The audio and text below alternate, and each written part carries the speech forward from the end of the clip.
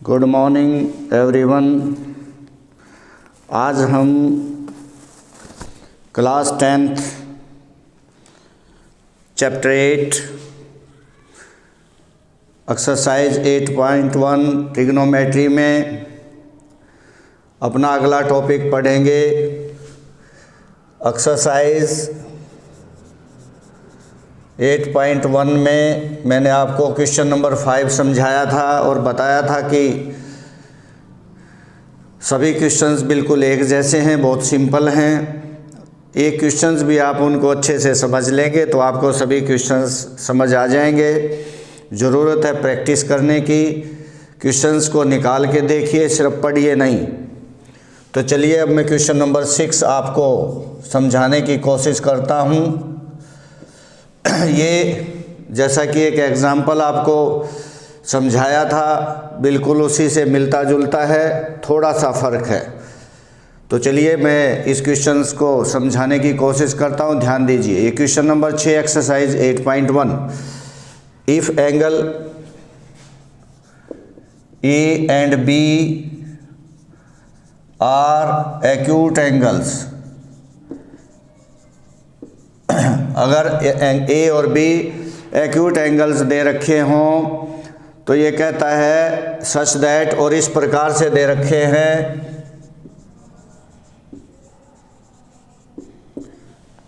cos A is equal to cos B,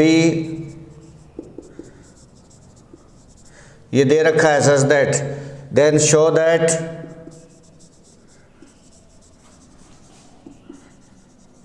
angle A is equal to angle B। इसी से बिल्कुल मिलता जुलता क्वेश्चन हमने आपको समझाया था। एग्जाम्पल नंबर 2 आपको समझाया था, बिल्कुल मिलता जुलता है, थोड़ा सा फ़र्क है। इसी प्रकार की एक थ्योरम भी है चैप्टर 6 ट्राइंगल्स के अंदर। अब सबसे पहले मैं यहाँ पर आपको समझाने की कोशिश करता हूँ। इसने लिखा एक्यूट एंगल्स। अब एक्यूट एंगल्स ज़रा समझ लीजिए। 3 प्रकार के एंगल्स मैं यहाँ बता रहा हूँ। Acute, right angle and obtuse angle. Angle तो और भी होते हैं, पर पहले में एक्यूट वो एंगल्स वो होते हैं जो 0 डिग्री और 90 डिग्री के बीच में लाई करें। राइट एंगल 90 डिग्री के एंगल को कहते हैं। ऑब्ट्यूज एंगल वो होते हैं जो 90 डिग्री और 180 डिग्री के बीच में लाई करें।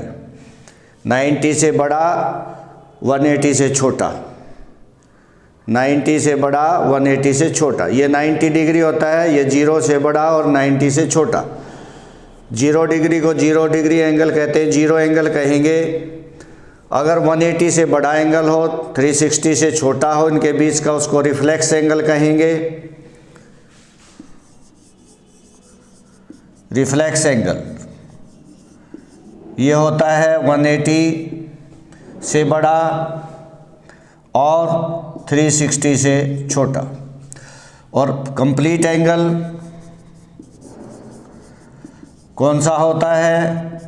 360 के डिग्री के एंगल को हम कंप्लीट एंगल कहते हैं। ये कुछ एंगल्स के बारे में मैंने आपको बताया।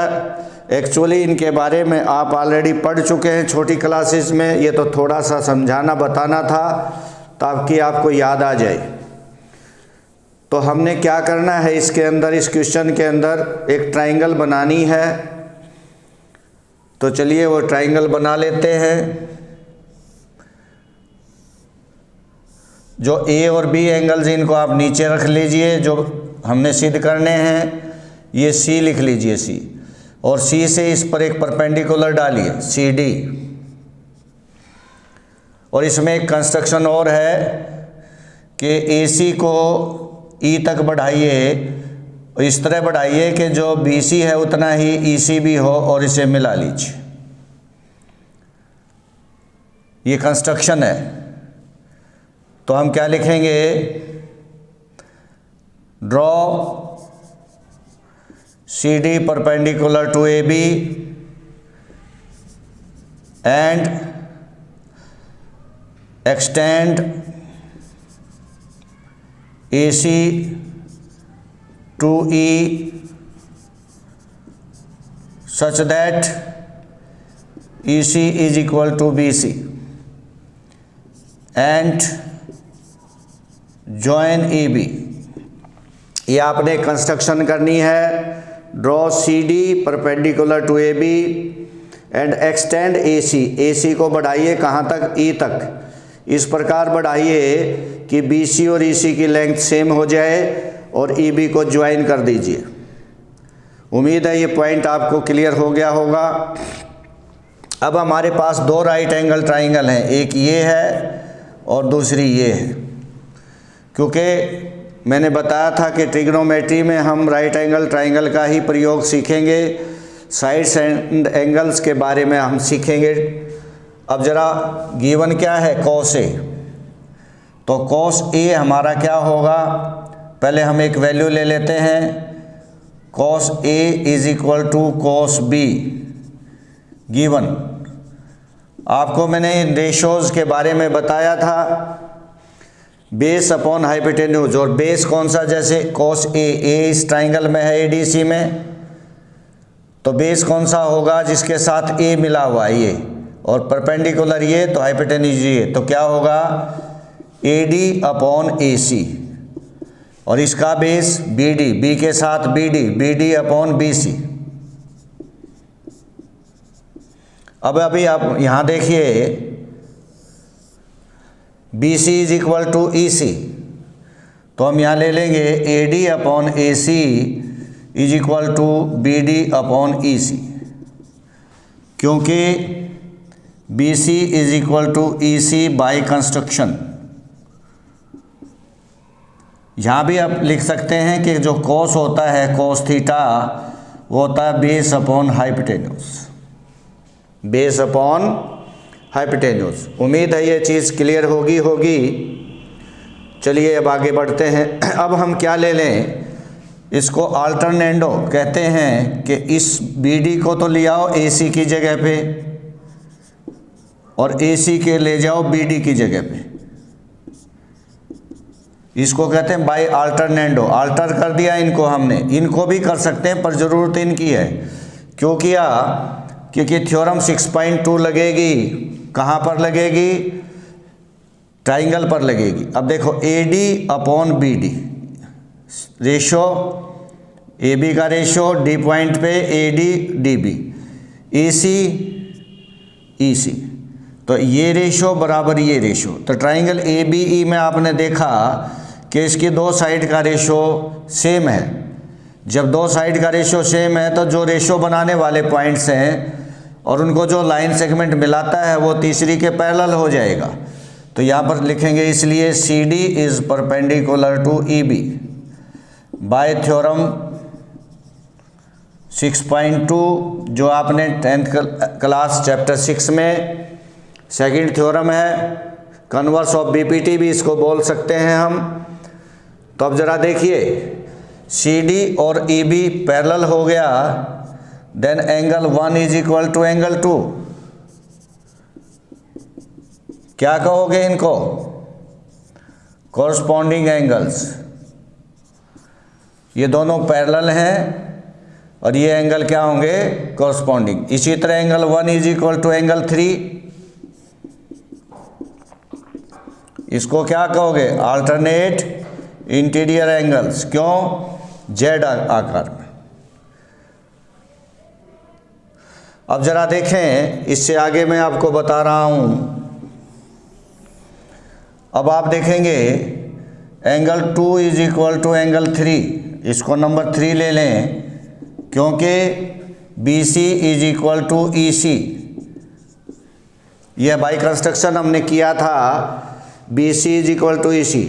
अब ये ट्राइंगल देखेंगे BC में, जब दो साइड इक्वल होती हैं तो उनके सामने के एंगल्स भी इक्वल होते हैं।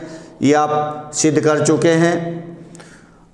और दो एंगल्स इक्वल हों तो उनके सामने की साइड भी इक्वल होती हैं। तो अब ये BC EC है तो इनके सामने के एंगल्स भी इक्वल है। अब ज़रा देखिए यहाँ से 1, 2 और 3 को। अब 2 की जगह हम क्या लिख सकते हैं, 1, 3 की जगह क्या लिख सकते हैं, 1, कहने का मतलब क्या हुआ आपका, यहाँ पर आप अगर ध्यान से देखो तो ये आपका, सॉरी ये क्वेश्चन, ये 4 हमने इसको 4 जेड आकार में 4। तो आप देखो एंगल 1 किसके इक्वल है, 2 किसके इक्वल है, 1 के, 3 किसके इक्वल है, 4 के। तो हम यहाँ पर क्या लिख सकते हैं, यहाँ पर अगर हम ध्यान दें तो 2 की जगह पे क्या लिख सकते हैं, एंगल 1, और इसकी जगह पे angle 4। See first and second, 1 और 2 का आप देख लीजिए, यहाँ पे 1 में क्या है, एंगल 1 2 के बराबर है, तो 2 की जगह 1 आ गया। देखिए इसकी जगह ये रिप्लेस कर दिया, 3 को 4 से रिप्लेस कर दिया क्योंकि इक्वल हैं, 1 और 2 में आपने देखा। अब आप ये दोनों ट्राइंगल्स ले लीजिए, in triangle ADC and triangle BDC, angle 1 is equal to angle 4 see above, ऊपर देख लीजिए। अब इसको मैं मान रहा हूं एंगल 5 और 6, इजी है समझने के लिए और कुछ नहीं। 90 क्योंकि CD is perpendicular to AB, ये बाई कंस्ट्रक्शन हमने किया था। अब देखिए किन्हीं भी 2 ट्राइंगल्स में अगर 2 एंगल्स इक्वल हों दूसरी ट्राइंगल के 2 एंगल्स के, then third angle will also be equal to third angle, क्योंकि sum of angles of a triangle is 180 degree. तो इसका मतलब इस ट्राइंगल के 1 and 5 दूसरी ट्राइंगल के 4 और 6 एंगल के इक्वल हैं। देन बचा क्या, एंगल A और B, तो इसलिए हो गया angle A is equal to angle B। Third angle of first triangle is equal to third angle of second triangle, यही हमने सिद्ध करना था। कुछ टीचर्स इसको दूसरे तरीके से भी समझा देते हैं, 1-2 तरीके और हैं इसको समझने के, लेकिन सबसे बेस्ट मेथड यही है। उम्मीद है ये आपको समझ आ गया होगा, कृपया ध्यान से देख लीजिए।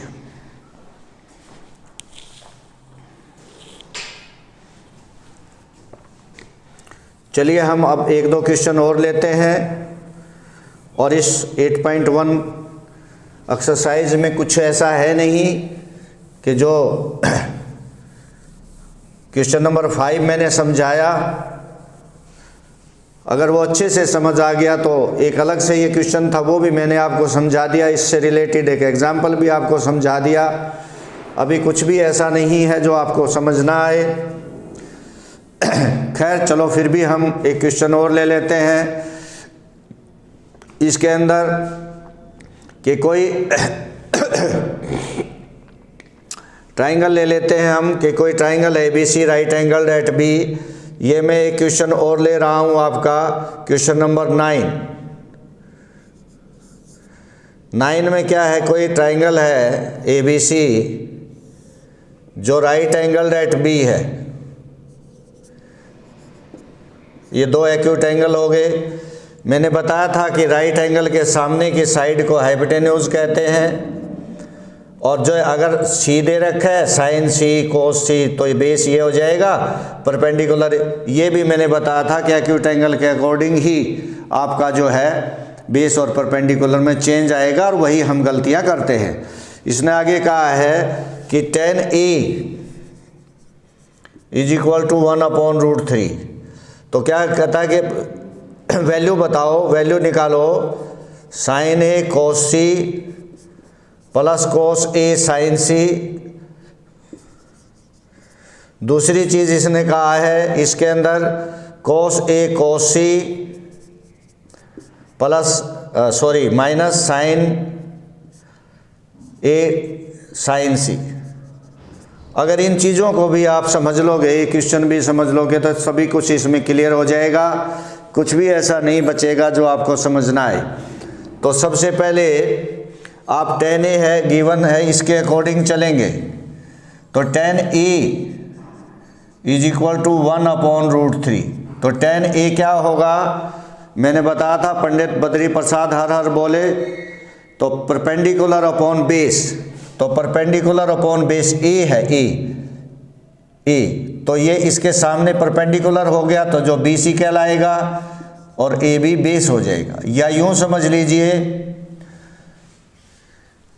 कि जिसके साथ हाइपोटेन्यूज चेंज नहीं होता, ये एक सा ही रहता है, पर जिसके साथ जैसे ये बना हुआ ए, एक हाइपोटेन्यूज के साथ दूसरी जो साइड है वो बेस होगी। ए से ए दिया है ना, तो ए वाली साइड बेस होगी, या यूं समझ लीजिए कि ए के सामने की साइड परपेंडिकुलर होगी।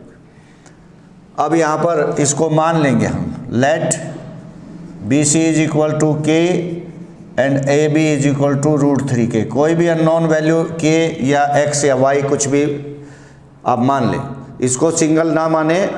मैंने पहले भी बताया था कि ये रेशियो है।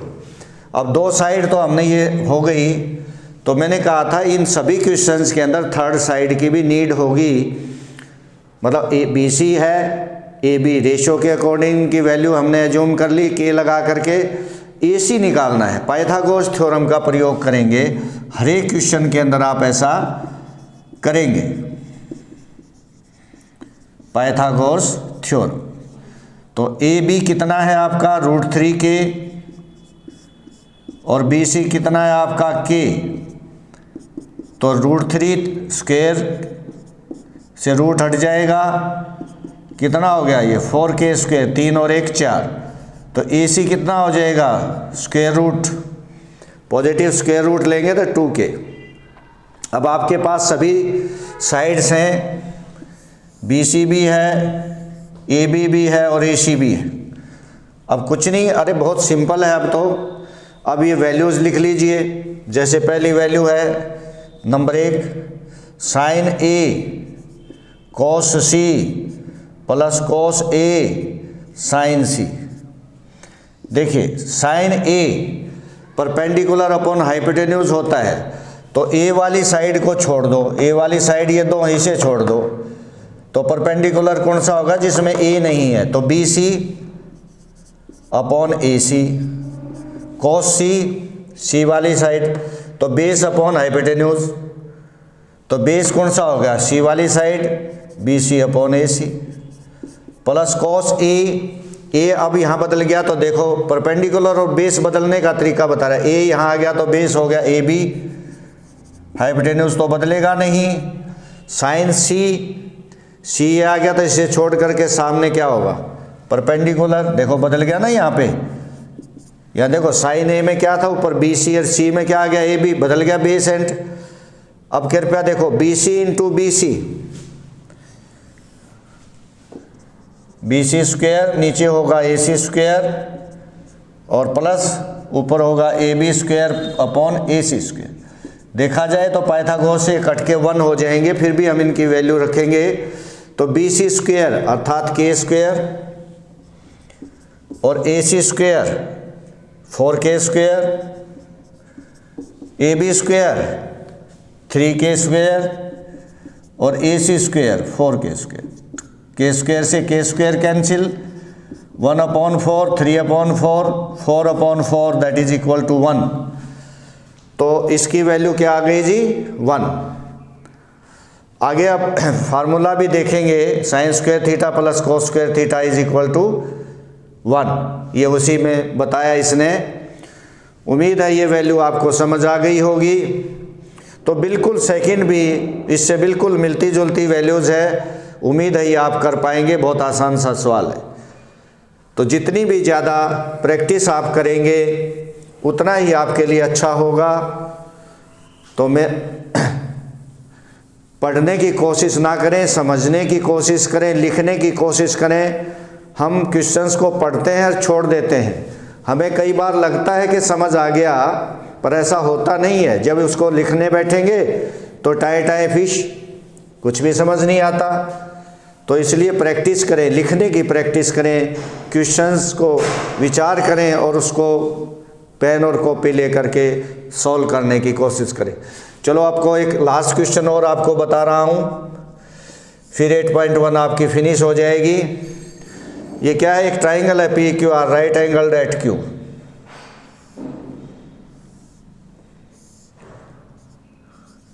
ये क्यू पर राइट एंगल्ड है, जिसमें दे रखा है P R plus Q R 25। ठीक है जी,